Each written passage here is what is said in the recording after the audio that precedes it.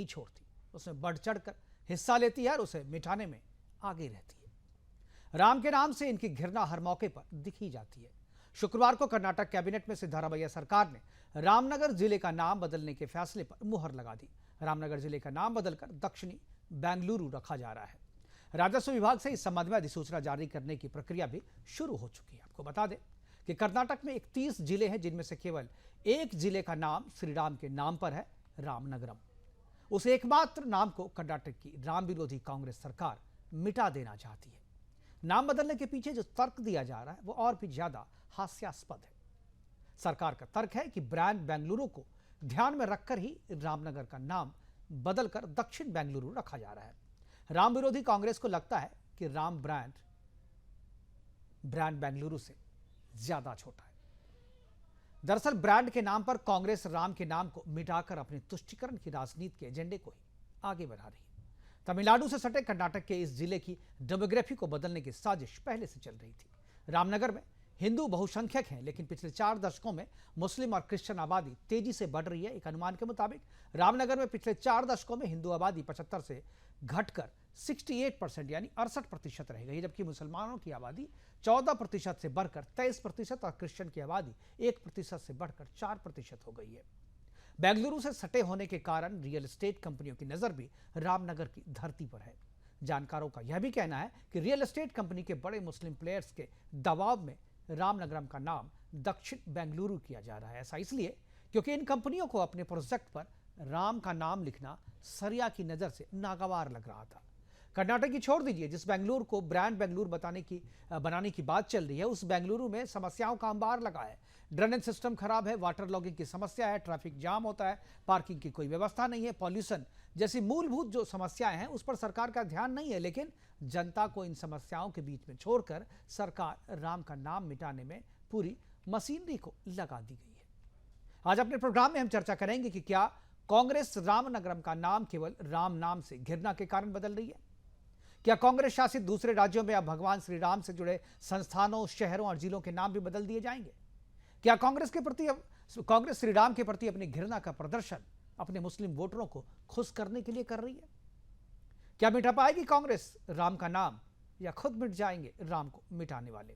करेंगे चर्चा को आगे बढ़ाने के लिए हमारे साथ कुछ मेहमान होंगे, उनसे मैं आपका परिचय करवाऊंगा। लेकिन पहले एक छोटी सी रिपोर्ट देखते हैं, कुछ प्रतिक्रियाएं हैं, उन प्रतिक्रियाओं को भी सुनते हैं। उसके बाद मेहमानों से परिचय करवाएंगे और फिर चर्चा की शुरुआत करेंगे। किया जा रहा है आज जो रामनगर है वो चेंज करने का डिसीजन लेके फिर एक बार उन लोगों ने, कांग्रेस पार्टी और कांग्रेस के सरकार हम राम के खिलाफ है ऐसे सिद्ध कर दिया। कोई भी डिमांड नहीं किया था, नोबडी हैज डिमांडेड। हमारे उधर के जो एमपी है जिसमें रामनगर आता है, डॉक्टर मंजुनाथ, उन्होंने भी लिखा है कि आपको ये नाम चेंज नहीं करना है, लेकिन वोट बैंक पॉलिटिक्स के लिए और रियल एस्टेट के लालच में ये सब किया जा रहा है। कांग्रेस की हिंदू विरोधी मानसिकता का पुराना इतिहास रहा है। राम मंदिर का विरोध और भगवान राम के अस्तित्व पर सवाल। कांग्रेस के सहयोगी भी रामचरितमानस पर अपमानजनक टिप्पणी कर चुके हैं। कांग्रेस राम सेतु के अस्तित्व को नकार चुकी है। अब रामनगर का नाम बदलकर बेंगलुरु साउथ करना भगवान राम के नाम को हटाने का प्रयास है। कर्नाटक के उप मुख्यमंत्री डीके शिव कुमार ने सरकार के फैसले पर कहा, मैं बेंगलुरु से हूँ, ये बेंगलुरु जिला है, इसलिए अपनी पहचान क्यों खोएं? We have right. Definitely, we have to protect our right. So the entire people, irrespective of political party, the people are very happy, and we don't want. See, when you look at Bangalore, the world is looking at. You just go to the history of what Atal Bihari Vajpayee said on Bangalore. I don't want to lose that name. सवाल है कि क्या पहचान और अधिकार के नाम पर कांग्रेस देश से राम का निशान मिटाना चाहती है? Bureau report, Sudarshan news.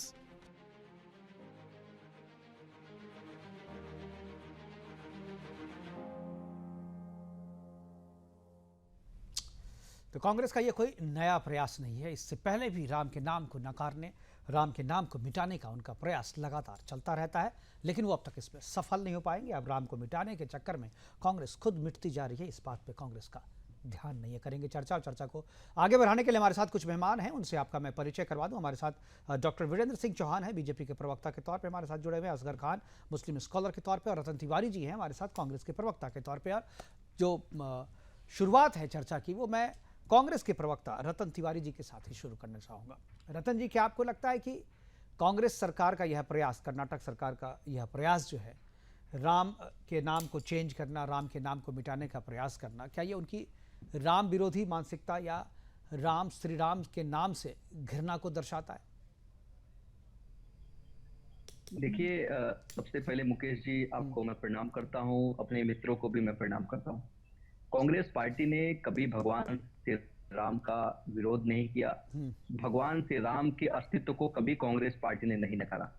Bharatiya Janata party को जरूर भगवान श्री राम की नगरी अयोध्या वासियों ने नकार दिया, वो पूरे देश ने देखा। आपने कर्नाटक का चुनाव देखा था। कर्नाटक के चुनाव में यही भारतीय जनता पार्टी के लोग बजरंग बली के नाम पे चुनाव मैदान में थे, धर्म की राजनीति कर रहे थे, लेकिन कर्नाटक की जनता ने इन्हें नस्त नाबूद कर दिया। और हमारे ही उप मुख्यमंत्री डीके शिव कुमार ने कर्नाटक चुनाव से पहले ही कहा था, हम हर जिले में हर जगह हम बजरंग बली की मंदिर बनाएंगे। और अगर बेंगलोर का नाम विश्व प्रसिद्ध है, अगर हम बेंगलोर अगर करना चाहते हैं, तो मुझे नहीं लगता इसमें भारतीय जनता पार्टी को कोई दिक्कत होगी। हम नाम की राजनीति नहीं करते मुकेश जी। हम भगवान श्री राम को आस्था का केंद्र मांगते हैं और अपने हृदय में उनको निवास स्थान रखे हैं। और भारतीय जनता पार्टी भगवान श्री राम के नाम पे राजनीति करती है और पूरे देश ने उनको नकारना शुरू कर दिया है। आपके दिल में क्या है वो हर एक आदमी आपके दिल में उतर करके नहीं देख सकता रतन तिवारी जी, लेकिन जो नाम है उसको सब कोई देख सकता है। जब आप नाम को बदलते हैं, आप दिल में कुछ भी रखिए, जुबान पे जो बोलिएगा, बाहर में जो काम कीजिएगा, लोग उसी से आपकी पहचान करते हैं, आप उसी से लोग जाने जाते हैं। डॉक्टर वीरेंद्र सिंह चौहान हमारे साथ हैं, मैं उनसे चाहूँगा कि आपकी बात का जो है वो जवाब दें। वीरेंद्र सिंह जी।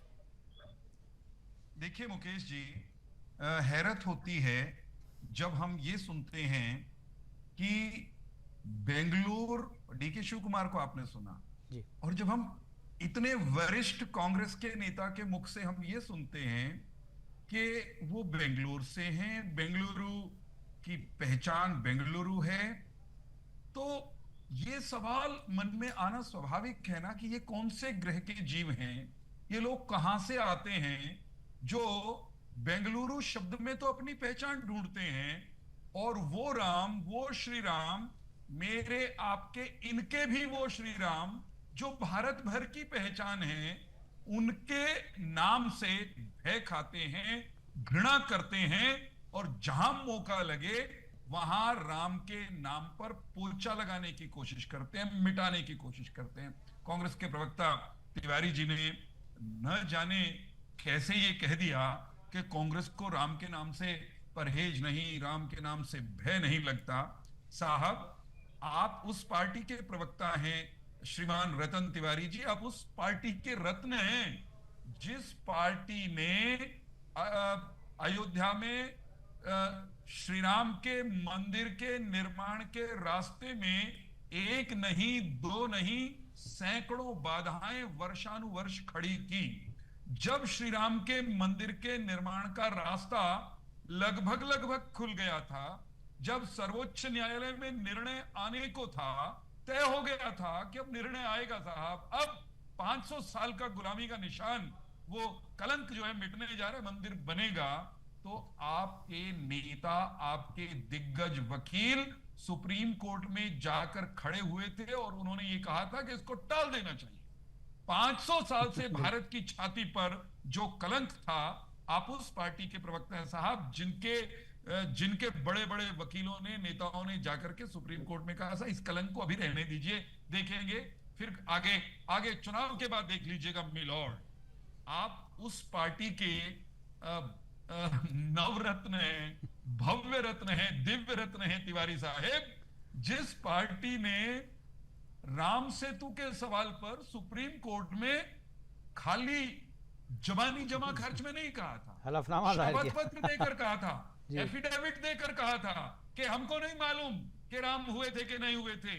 वो तो एक कथा है, काल्पनिक पात्र हैं, वो तो किसी कथा कहानी का हिस्सा हैं, और जब राम कथा कहानी का हिस्सा है तो काहे का राम सेतु।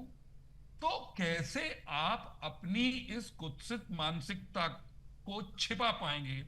और अब बताइए, रामनगर एक जिले का नाम है, उस जिले का नाम बदलकर दक्षिण बेंगलुरु या जो भी आप करना चाहते हैं, उससे क्या लाभ आपको हो जाएगा? ये सवाल पूछने का अधिकार तो है कि नहीं हम सबको? इससे लाभ उस क्या क्षेत्र होगा? के लोग बिल्कुल भी ये लाभ आपसे होगा, जानना ये चाहते हैं। पॉलिटिकल मैसेजिंग है डॉक्टर साहब, पॉलिटिकल निश्चित मैसेज या तौर पर। संदेश है। बिल्कुल, ये असगर खान साहब हमारे साथ हैं, मैं सीधी- उनसे पूछूंगा कि सीधा- जी सी- जैसे पॉलिटिकल मैसेज सीधा- किया जाता है सीधा सा संदेश, जी। सीधा सा संदेश कांग्रेस पार्टी का इस प्रक्रिया में, या ऐसा ये कुत्सित कर्म करके कैबिनेट में ये निर्णय करके कांग्रेस पार्टी ने एक बार फिर आधिकारिक तौर पर जता दिया है, बता दिया है कि इन्हें राम से, राम की परंपरा से, राम के देश से, राम की संस्कृति से घृणा है, और ये वोट बैंक की गंदी राजनीति के लिए,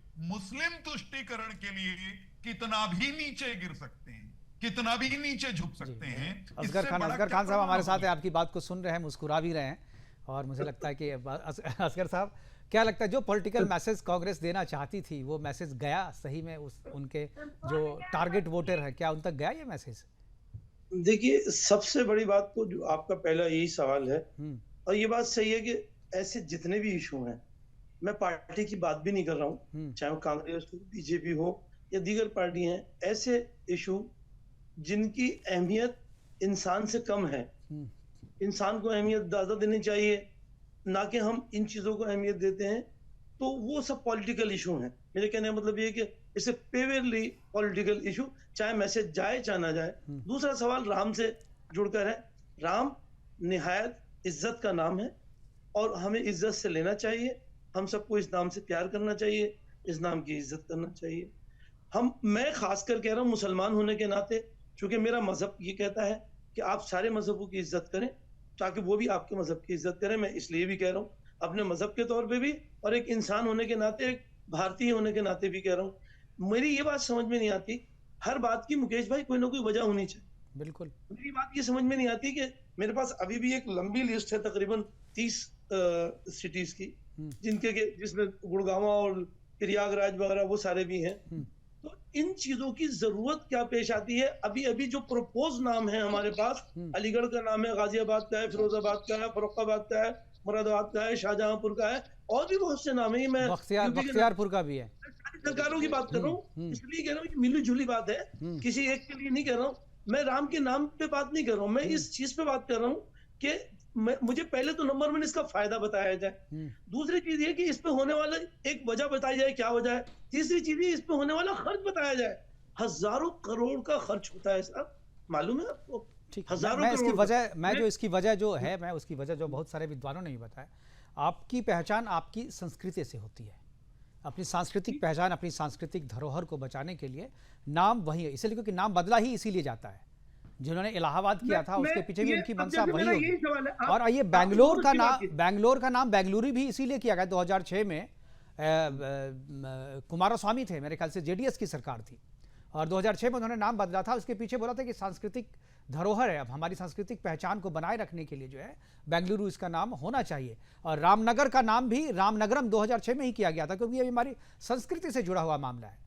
तो अपनी संस्कृति को बचाना, हमारी पहचान जिससे है उसे बचाना, इसमें कोई दिक्कत नहीं होनी चाहिए। मुकेश भाई, उस संस्कृति जिसको हम नाम बदल के जिसकी बात कर रहे हैं हम, पहले तो मैं संस्कृति की बात बता दूं। मैंने अभी जितने नाम आपको गिनवाए, जिसमें अलीगढ़, गाजियाबाद, फिरोजाबाद, फर्रुखाबाद, मुरादाबाद, शाहजहांपुर, ये मैंने चंद और भी नाम है, पूरी लिस्ट है मेरे पास। तो अगर ये सारे नाम हमारी संस्कृति के हैं, भाई हम यहाँ पे हमारी हिंदू मुस्लिम एकता की संस्कृति है, एक दूसरे से प्यार करने की संस्कृति है। असगर साहब, अपनी थोड़ी सोच बदलिए, देखिए ये आक्रांताओं के दिए हुए नाम है, ये हमें बताता है कि हम पे किसी ने हमला किया था, हमारी संस्कृति को किसी ने नष्ट किया था। डॉक्टर वीरेंद्र सिंह चौहान है, वो जवाब देना चाहते हैं। आप नहीं बता सकते, आपने, मैं अगर इसमें से मैं आपको मुरादाबाद का नाम लेता हूँ, मैं आपसे अलीगढ़ का भी नाम लेता हूँ, किस अंतरांतर ने ये दिया नाम? ठीक है, मैं आपने जो सवाल खड़े किए, एक बार वीरेंद्र सिंह चौहान के पास तर्क है। उत्तर देना चाहूंगा। जो आज प्रपोज है ना, देखिए, मैं उनकी बात कर रहा हूँ, जो कल होने वाले हैं।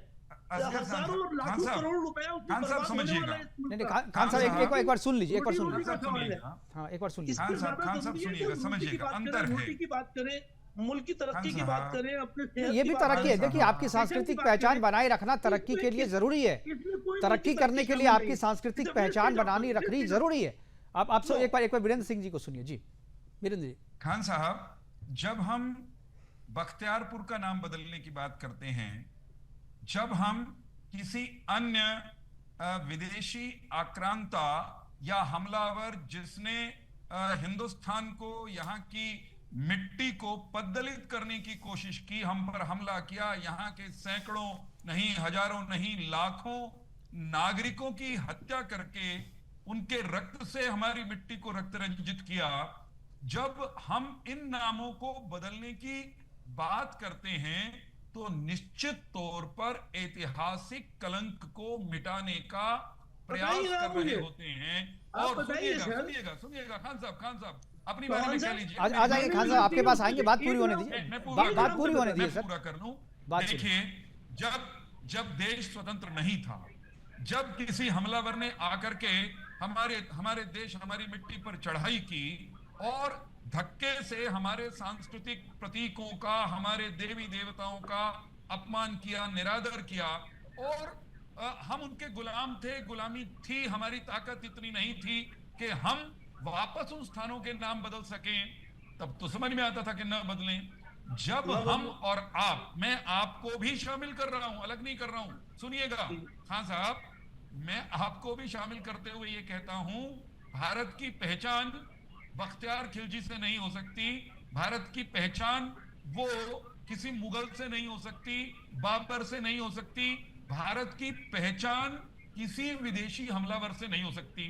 तो उनकी निशानियां अगर मिटाई जाती हैं तो ये किसी भी देश के लिए गौरव की बात है। गौरव की बात तो बाद में है, पहले ये करणीय कार्य है। अलीगढ़ नाम किसी आक्रांता ने नहीं दिया, गाजियाबाद किसी आक्रांता ने नहीं दिया, मुरादाबाद में नहीं दिया, शाहजहांपुर नहीं दिया। शाहजहांपुर में आपको फ्रीडम फाइटर अशफाकुल्लाह खान, जिसने राम प्रसाद बिस्मिल के साथ फांसी पे हफ्ते खड़ा था और जिसने कहा था फांसी पे चलते वक्त अशफाकुल्लाह खान ने कि सरफरोशी की तमन्ना अब हमारे दिल में है, देखना है जोर कितना। लेकिन शाहजहां तो मुगल थे ना, शाहजहां के नाम से हम क्यों शहर का नाम रखेंगे भाई? अरे भाई उसकी तारीफ बताइए ना। देखिए, मैं बहुत विनम्र अगर मुगल भी थे तो एक नहीं, सुनिए आप बीच में प्लीज एक बार चौहान साहब को खत्म करने दीजिए। आप असगर साहब मैं टाइम दे रहा हूँ, पूरा दे रहा हूँ। नहीं आप असगर साहब प्लीज मैं आऊंगा आपके पास। मैं ये कह रहा हूँ, अगर शाहजहां की मैं शाहजहां वाली बात पे आ जाऊंगा, टाइम दे दूंगा, आप टाइम दे दूंगा असगर साहब, आपको दे दूंगा। आप चौहान साहब को खत्म करने दीजिए बात, आप चौहान साहब को बात खत्म कर दीजिए। बिठाइए ताजमहल को। ठीक है, दुनिया में 7 मुल्क नहीं है, अजूबे ठीक है। अरे असगर साहब आपको दिया था, आपके मुल्क की पहचान है, ताजमहल आप नहीं मिटा सकते। ठीक है आप इस तरीके से मत बोलिए ना, आप तो पढ़े लिखे इंसान है, एक दूसरे के साथ बोलेंगे कैसे? ठीक है, झंडा फहराते, आप मुगल के बनाए हुए लाल किले पे झंडा फहराते 15 अगस्त को। ठीक है, आप कहते हैं तो बदल देंगे उसे, आप कहते हैं ना उसे भी बदल देंगे।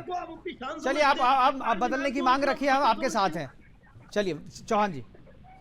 मैं केवल ये कह रहा हूं कि मेरे मन में और किसी भी भारतीय के मन में, सच्चे भारतीय के मन में, किसी भी हमलावर के नाम पर रखा हुआ नाम पीड़ा का सबब होना चाहिए, दर्द का कारण होना चाहिए, और स्वतंत्र भारत में उसको मिटाना हमारी मांग भी होनी चाहिए, उसके लिए जद्दोजहद भी होनी चाहिए।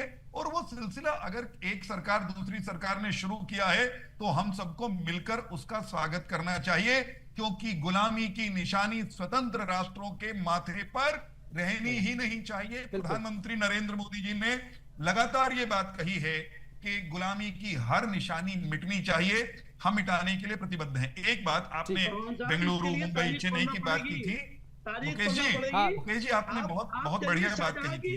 चलिए मुगल था, उसके अलावा शाहजहां की एक कमी बता दीजिए आप। एक आकर क्या कह रहे हैं? शाहजहां की एक की हजारों कमियां हैं, शाहजहां में खूबियां क्या है बताइए आप एक खूबी बताइए उसकी। आपके मुल्क की पहचान थी, हमारी मुल्क की पहचान नहीं थी, उसने अपनी पहचान, हमारी मुल्क की पहचान को मिटा के बनाई। उसने हमारे मुल्क की पहचान मिटाई। वो आपको लगता हो कि उसने पहचान दी, उसने हमारी पहचान मिटाई। आप गजब बात कर रहे हैं, आप गजब बात कर रहे हैं। आप असगर साहब, आप कह रहे हैं कि उसने पहचान दी। आपकी पहचान क्या मुगलों से है? आपकी पहचान मुगलों से है, आपकी पहचान, आप मुगल वंशज हैं। हमें किसी बाबर, अकबर, शाहजहां, हमें अपनी पहचान के लिए शाहजहां की खासियत क्या है? न हमारे थे, खासियत क्या है शाहजहां की? 300 औरतों का हरम रखता था वो, 300 औरतों का हरम था उसके पास। ना औरत की इज्जत करता था, ना बुजुर्गों की इज्जत करता था, ना पढ़ा लिखा था। अपनी शान की और वो हमारी मजबूरी है, उसको भी मिटाएंगे, आप चिंता मत कीजिए। समय आएगा वो भी मिटेगा, समय आएगा तो वो भी मिटेगा। धीरे धीरे कागज धीरे होता है, काहे होता धीर। असगर साहब, हो जाएगा धीरे धीरे। जो आप कह रहे हैं हम मिटाएंगे, ना मिटाया है ना मिटा सकेंगे। जिस दिन आप वही बात मैं कह रहा हूँ कि राम का नाम किसी के चाहने से नहीं मिट जाएगा। आखिर में राम नाम सत्य ही होना है सबका, आखिर में राम नाम सत्य ही होना है। राम का नाम नहीं मिटा पाएंगे, यही बात तो मैं कहने और समझाने की कोशिश कर रहा हूँ। बने रहिए हमारे साथ। छोटे से ब्रेक के लिए रुकना पड़ रहा है, छोटे से ब्रेक के लिए रुकना पड़ रहा है असगर साहब। छोटे से ब्रेक के बाद जब आएंगे तो बताएंगे कि किसी के मिटाने से मिट नहीं जाएगा राम का नाम। राम का नाम ही एकमात्र सत्य है इस दुनिया में, इस धरती पे, और जब जाएंगे तो राम नाम सत्य है कह के ही जाएंगे। इसलिए ब्रेक के छोटे से रुकिएगा, जाइएगा कहीं नहीं, कि जब लौटेंगे ब्रेक से तो ये चर्चा यूं ही जारी रहेगी।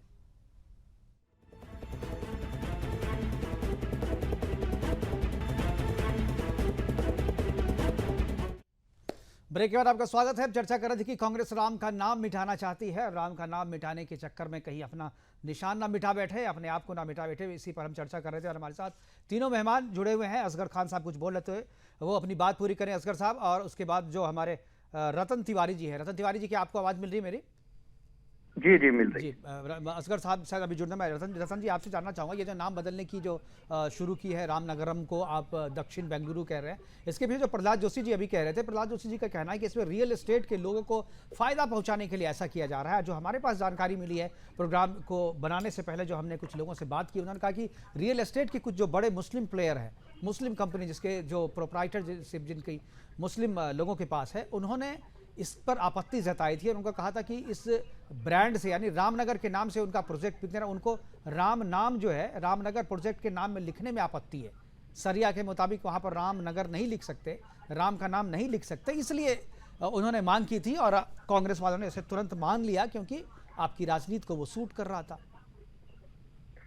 मुकेश जी, मैं कांग्रेस का प्रवक्ता होने के नाते आपके चैनल पे ये कहता हूं कि कांग्रेस पार्टी भगवान श्री राम को कभी नकार नहीं सकती। भगवान श्री राम में कांग्रेस पार्टी शुरू से आस्था रखती आई है, रास्ता रखती है, और भगवान श्री राम के शरण में हम लोग हमेशा से रहते हैं, बिन दिखावा के। और भारतीय जनता पार्टी भगवान श्री राम के नाम का व्यापार करती है, और हम लोग सही मायने में भगवान श्री राम का नाम लेकर उनकी पूजा करते हैं।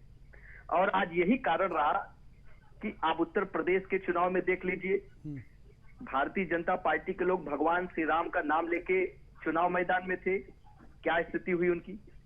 महाराष्ट्र में क्या स्थिति हुई, हम अयोध्या जीत लिए, सीतापुर जीत लिए, प्रयागराज जीत लिए, जहां जहां धर्म है हम जीत लिए। खुद बनारस से प्रधानमंत्री मोदी 1.5 लाख वोट से जीते हैं, हारते हारते जीत गए। तो कहीं ना कहीं मुकेश जी, पूरा देश जो है भारतीय जनता पार्टी के हिंदू और मुस्लिम की राजनीति को समझ चुका है। नहीं, आज बहुत अच्छा रतन जी, आप बहुत अच्छे प्रवक्ता हैं, मैं मान गया करना चाहता है। मैं मान गया आपको, बहुत अच्छे प्रवक्ता हैं, बहुत तरक्की कीजिएगा, मेरी शुभकामनाएं आपके साथ। 1.5 लाख से जीतना बीजेपी को, आपको याद है 1.5 लाख से कांग्रेस हारी, ये नहीं याद आ रहा आपको? 1.5 लाख से कांग्रेस भाई, तो जो बीजेपी जीती तो कांग्रेस को हरा के जीती ना। मोदी जी अगर जीते 1.5 लाख से, और अयोध्या जो है, और अयोध्या तो बीजेपी जीती, फैजाबाद हारी है। आप लोग देखिए कैसे कहते हैं, फैजाबाद हारी बीजेपी, आप उसको बोलते हैं अयोध्या हारी। अयोध्या में जीती है सर। फैजाबाद का नाम अगर अयोध्या हो जाता ना तो शायद बीजेपी निकल जाती वहां से। कल वीरेंद्र सिंह जी आपका जवाब देंगे। फैजाबाद कहाँ था? मैं एक बात कह रहा हूँ, हाँ, संसदीय क्षेत्र फैजाबाद है जी। तिवारी जी, एक संकट को स्वीकार कीजिए, विनम्रता से मैं कह रहा हूँ। तिवारी जी की पार्टी का एक संकट है कि वो भारत की पहचान को लेकर पहले दिन से कंफ्यूज्ड है। अपनी पहचान को लेकर, अपने अतीत को लेकर कांग्रेस के शिखरस्थ नेता पंडित नेहरू परेशान थे या कंफ्यूज थे? हमने सुना है, हमने पढ़ा है कि वे नेहरू, जिनके बारे में अब सोशल मीडिया पर तो ये भी चर्चित और प्रचलित है कि वे किसी मायने में पंडित थे ही नहीं, उनकी एंसेस्ट्री भी लोग मुगलों के साथ या मुस्लिम परिवारों के साथ जोड़ने लगे हैं। वे पंडित नेहरू स्वयं ये लिखते हुए पाए गए, कहते हुए सुने गए कि I am a Hindu by accident. तो कांग्रेस के आज तक के सबसे बड़े नेता, कांग्रेस के स्वतंत्र भारत के पहली पीढ़ी के सबसे बड़े नेता पंडित नेहरू अपनी पहचान को लेकर कंफ्यूज थे, और जितने वो कंफ्यूज्ड अपनी पहचान को लेकर थे, उतने ही कंफ्यूज्ड कांग्रेस पार्टी भारत की पहचान को लेकर रही है, आज तक है। कांग्रेस पार्टी के नेता श्रीमती इंदिरा गांधी, श्री राजीव गांधी, स्वयं पंडित नेहरू, इन तीनों के बारे में ये कहा जाता है कि जब प्रधानमंत्री बनकर ये अफगानिस्तान के दौरे पर गए तो इन्हें भारत की पहचान अर्थात पृथ्वीराज चौहान, उनकी समाधि या उनके अवशेष याद नहीं आए। इन्हें याद आई तो मुगलों के अब्बा या इनके भी अब्बा कह लीजिए, अब्बा बाबर की कब्र कहां है वो ढूंढी गई। स्वयं कुंवर नटवर सिंह ने लिखा अपनी किताब में कि वे साथ थे। श्रीमती इंदिरा गांधी बाबर की कब्र पर जाकर के उदास खड़ी हो जाती हैं हाथ जोड़कर, और वो उनसे पूछते हैं, मैडम मिसेस गांधी आप यहाँ क्या कर रही हैं? तो जवाब बिल्कुल झूठ बोल रहे हैं। बड़े सम्राट यहाँ नहीं, देखिए अब झूठ कौन है सच कौन है ये फैसला ये तो किताब में जिक्र है ना, किताब में जिक्र है। इन लोगों के पास जनता की कोई परवाह नहीं, सिर्फ हिंदू मुस्लिम करना, हिंदू मुस्लिम करना, हिंदू मुस्लिम करना। देखिए किताब के संदर्भ से बोला जा रहा है। नटवर सिंह की किताब में ये लिखा हुआ है, one life is not enough, one life is not enough, उनकी जो पुस्तक है उसमें ये लिखा हुआ है। मैंने पढ़ी है किताब, मैंने पढ़ी है। मुद्दों की बात करना चाहता है और ये लोग धर्म की बात कर रहे हैं। आधारभूत गड़बड़ पंडित नेहरू को राजनीति में खींचते हैं, इंदिरा जी को खींचते हैं। जोड़ना चाहते हैं। आज की अंतर बताता हूँ ना कैसे कैसे है कि देश जब का इनका राज प्रधानमंत्री एक जुमलेबाज है, इस देश की जनता को झूठ बोलता है और झूठ बोलकर आज बैसाखी के सहारे सरकार चला रहा अपनी है। बारी में बोलिएगा तो अच्छे लगेंगे, सुने भी अच्छे जाएंगे। मुझे बस एक बात कह लेने दीजिए, जब कांग्रेस सत्ता में थी, भारत के प्रधानमंत्री के आंगन में, भारत के राष्ट्रपति के निवास पर कोई विदेशी आता तो ये भारत की पहचान के रूप में क्या तलाशते थे? सबको मालूम है, ताजमहल। भारत की पहचान इन्हें ताजमहल दिखाई देता था। भारत की पहचान इन्हें श्री राम कभी नहीं दिखे, भगवत गीता कभी नहीं दिखी, ऋग्वेद कभी नहीं दिखा, जो संसार की सबसे प्राचीन पुस्तक मानी जाती है।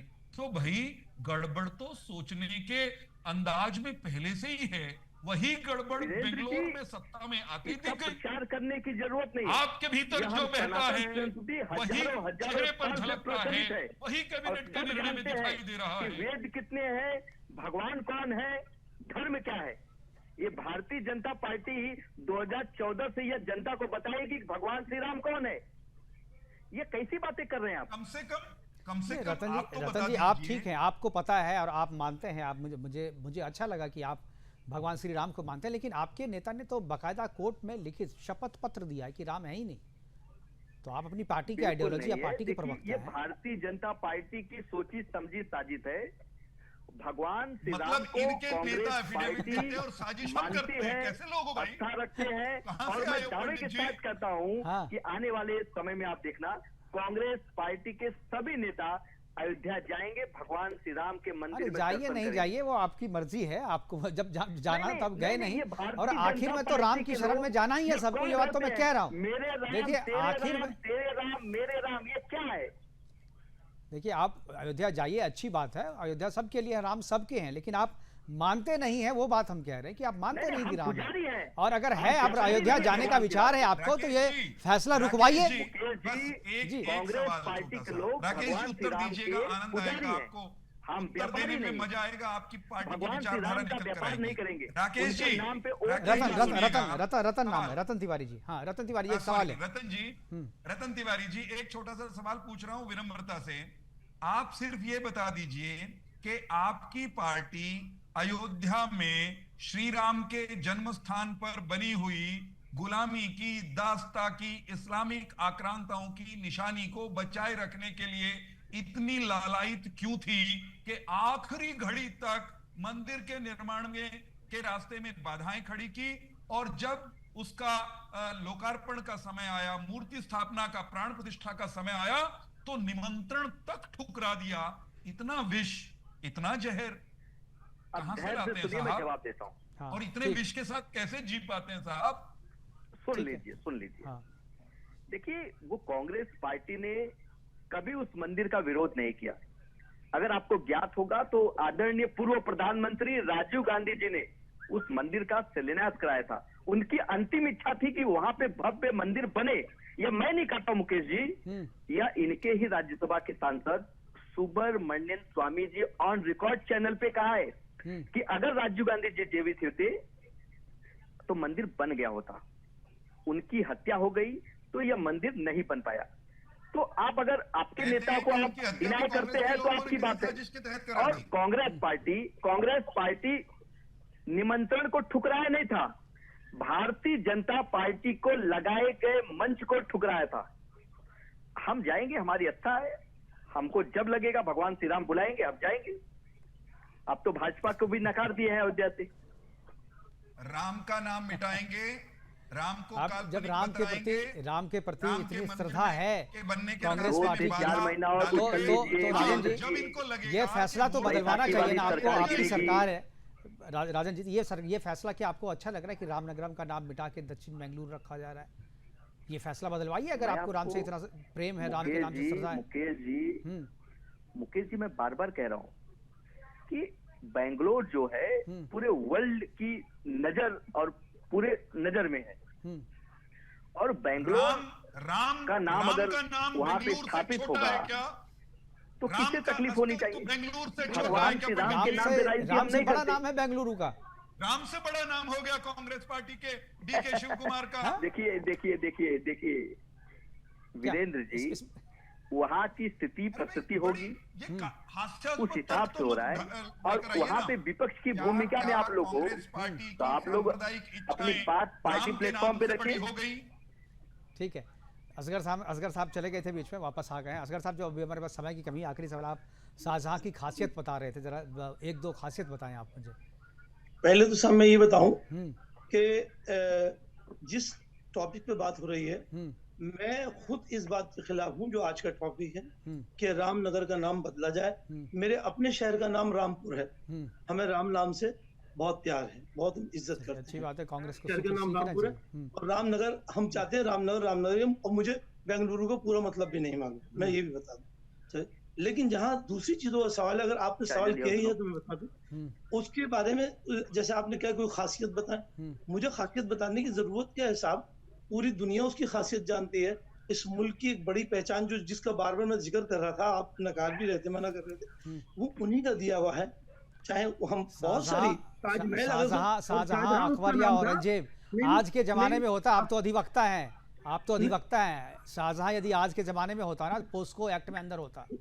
वो देखिए मैं इस पे इसलिए डिस्कस नहीं करूंगा।